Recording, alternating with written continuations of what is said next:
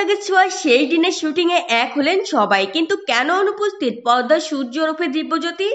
অভিনেতা দিব্যজ্যোতি দত্তকে কিছুদিন আগে পর্যন্ত সবাই সূর্য বলেই সম্বোধন করতেন।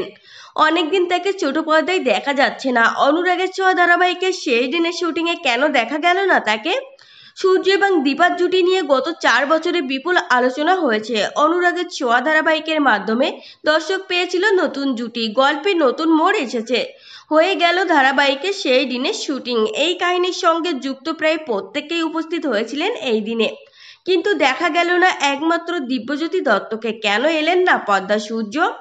ধারাবাহিকে অভিনয় করতে করতে বড় পর্দায় কাজের সুযোগ আসে তার। সৃজিত মুখোপাধ্যায়ের লহ গৌরঙ্গের নামরে ছবিতে শ্রী চৈতন্যের চরিত্রে দেখা যাবে তাকে।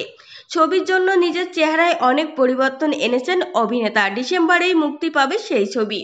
ইদানিং ছবির প্রচারে দেখা যাচ্ছে তাকে।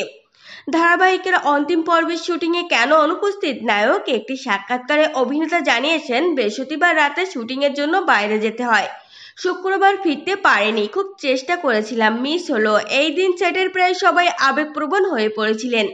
একদিকে সহ অভিনেতাকে জড়িয়ে কেঁদে ফেললেন স্বস্তিকা, অন্যদিকে নায়ক রাহুলের চোখেও ছলছল। অনেকেই বলেছিলেন দিব্যজ্যোতি কোথায়, কেন এলেন না? কেউ কেউ ধরেই নিয়েছিলেন ছবির প্রচারে ব্যস্ত থাকার কারণে আসতে পারেননি। সেই ধারণা অবশ্যই কিছুটা ঠিক, তবে শেষ দিনে নতুন ধারাবাহিকের শুটিং এর ফাঁকে এসে ঘুরে গেলেন মিশকা ওরফে অহনা দত্ত। আবার কি সূর্য দীপা মিশকাকে একসঙ্গে একই ফ্রেমে দেখা যাবে, তা অবশ্যই সময় বলবে। তো ফ্রেন্ডস, এই ছিল আজকের ভিডিও। আপনাদের যদি এই তথ্যগুলো ভালো লেগে থাকে অবশ্যই ভিডিওটিকে একটি লাইক করবেন আর চ্যানেলটিকে সাবস্ক্রাইব করে সঙ্গে থাকবেন।